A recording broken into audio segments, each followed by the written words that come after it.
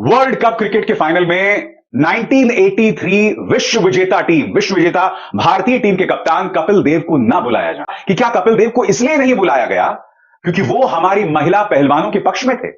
हकीकत यह है कि भारतीय जनता पार्टी सरकार के अंतर्गत बीसीसीआई कहीं ना कहीं भाजपा का एक और रूप बन गया है, क्योंकि बीसीसीआई में सबसे ताकतवर व्यक्ति ये हैं जय शाह, और जय शाह हैं अमित शाह के बेटे। यही वजह है कि आज की तारीख में बीसीसीआई सिर्फ और सिर्फ भारतीय जनता पार्टी के राजनीतिक उद्देश्यों की पूर्ति का जरिया बन गया है। सामने आज से 2 रोज पहले Australia versus India world cup final आपने देखा होगा, पूरी दुनिया ने देखा। बड़े बुरे तरीके से भारत हारा, उसके बाद जो उनके हालात हैं वो भी आप देखते रहे। लेकिन शायद एक चीज आपकी नजर से नहीं गुजरी जो कि बहुत ज्यादा इंपॉर्टेंट है। मैच में नरेंद्र मोदी भी था, उसके साथ उसकी मंत्रियों की एक बड़ी फौज भी थी, अमित शाह भी था। बॉलीवुड की पूरी खेप आई हुई थी सेलिब्रिटीज की, नाचते गाते एंजॉय करते नजर आ रहे थे। लेकिन फिर बाद में मुंह लटकाए वो सारे वापस गए। लेकिन 2 शख्सियात ऐसी थी जो भारत की क्रिकेट की तारीख की सबसे बड़ी शख्सियात हैं, वो कहीं भी नजर नहीं आई। एक तो कपिल देव जिन्होंने भारत को पहला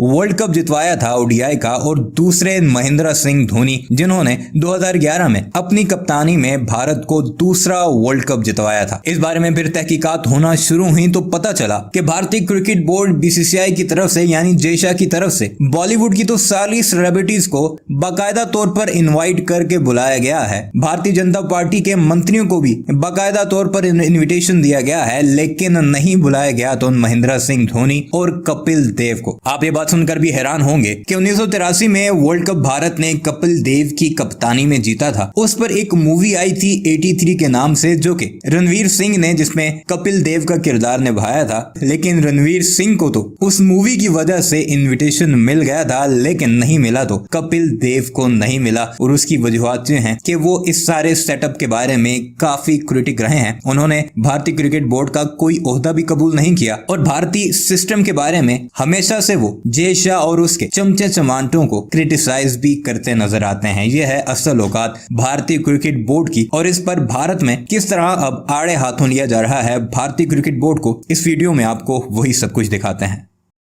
मैं आपसे एक सवाल पूछना चाहता हूं। वर्ल्ड कप क्रिकेट के फाइनल में 1983 विश्व विजेता भारतीय टीम के कप्तान कपिल देव को ना बुलाया जाना, इससे बड़ी खबर हो सकती है? वर्ल्ड कप क्रिकेट के फाइनल में भारत की हार के बाद इससे बड़ी कोई खबर नहीं थी। जिस दिन भारत हारा उस दिन जाहिर सी बात है भारत की हार सबसे बड़ी खबर थी। मगर अगले दिन हर न्यूज चैनल पर यह सवाल उठना चाहिए था कि आखिर कपिल देव को क्यों नहीं बुलाया गया। यह सवाल उठना चाहिए था कि क्या कपिल देव को इसलिए नहीं बुलाया गया क्योंकि वो हमारी महिला पहलवानों के पक्ष में थे। सबसे बड़ी विडंबना, जिस न्यूज चैनल पर कपिल देव ऑफिशियल मेहमान थे, यानी कि जिस न्यूज चैनल के साथ उनका करार था, कॉन्ट्रैक्ट था, उस न्यूज चैनल ने भी अगले दिन उस पर कोई बहुत बड़ी चढ़ाई नहीं की, उसे बहुत बड़ी खबर नहीं बनाया। जबकि आप जानते हैं दोस्तों, खेल के लिहाज से उससे बड़ी कोई खबर नहीं थी। हकीकत यह है कि भारतीय जनता पार्टी सरकार के अंतर्गत बीसीसीआई कहीं ना कहीं भाजपा का एक और रूप बन गया है, क्योंकि बीसीसीआई में सबसे ताकतवर व्यक्ति ये हैं जय शाह, और जय शाह हैं अमित शाह के बेटे। यही वजह है कि आज की तारीख में बीसीसीआई सिर्फ और सिर्फ भारतीय जनता पार्टी के राजनीतिक उद्देश्यों की पूर्ति का जरिया बन गया है। कपिल देव पर इन्होंने कोई मुद्दा नहीं उठाया दोस्तों, मगर गोदी मीडिया कल देर शाम लगातार विपक्ष के खिलाफ सुपारी लेकर उन्हें निशाने पर ले रहा था, उन्हें टारगेट कर रहा था। मैं फिर आपसे पूछना चाहता हूं, कपिल देव को ना बुलाया जाना सिर्फ इसलिए कि वो हमारी महिला पहलवानों के पक्ष में खड़े थे, क्या इससे बड़ी कोई खबर हो सकती है? क्या अब इस सरकार की निगाह में कपिल देव एंटी नेशनल है, देशद्रोही है? क्या मजलूमों के पक्ष में आवाज उठाना गलत है? क्या गलत किया था कपिल देव ने, बताइए? आखिर क्या वजह है कि गोदी मीडिया उसे बिल्कुल भी मुद्दा नहीं बना रहा है?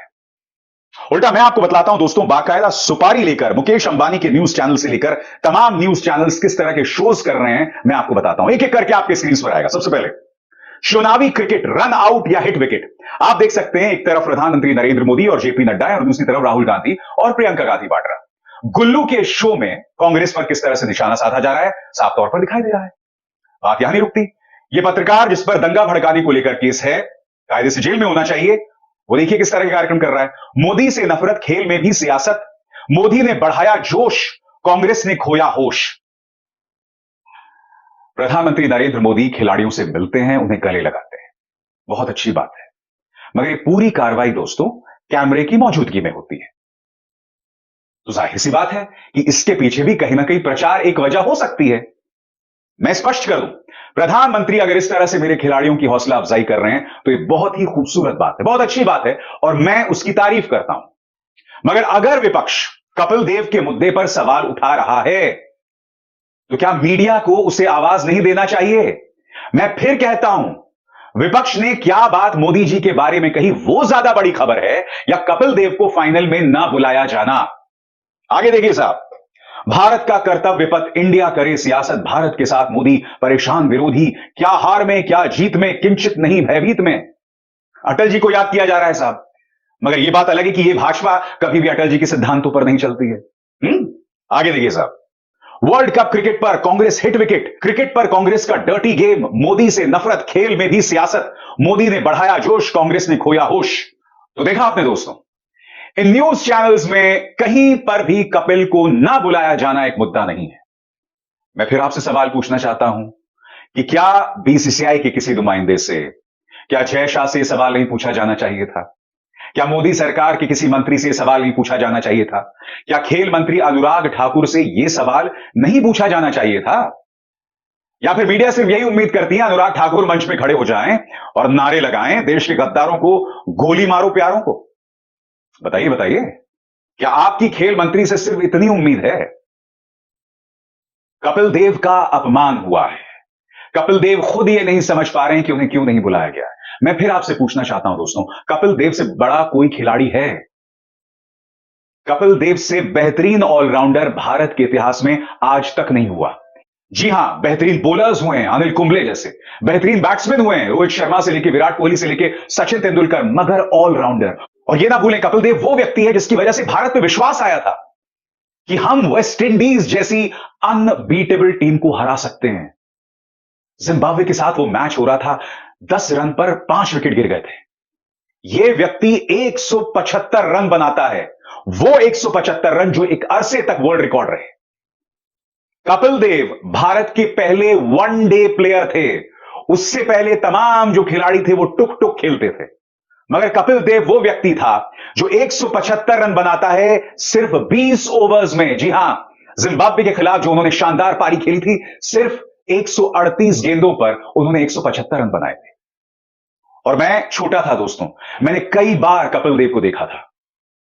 कपिल देव जैसे ही मैदान में आते थे तो लोग नारे लगाने शुरू करते थे, देव देव Kapil Dev, we want sixer.